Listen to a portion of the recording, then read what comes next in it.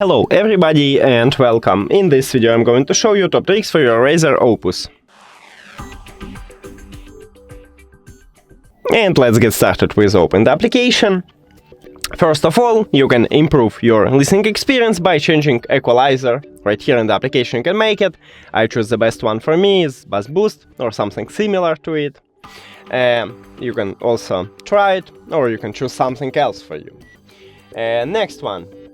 In the application also we can modify our headphones, so we can disable or enable auto pause music, also auto off mode. We can control it right here. I disable it, I don't need this mode, but you can choose something like right here. You can choose, let's say, 1 hour, and after that, if you don't need it, if you don't use your headphones, it will turn off.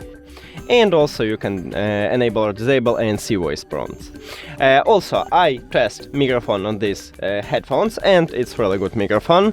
I hear myself clearly when I spoke softly or normally without background sound, and also I do not mute background sound, but still I hear myself clearly when I spoke with the background sound.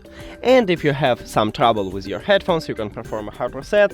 You need to use mini jack cable, just connect it to mini jack port, and after that press and hold power button, volume down button and volume up button.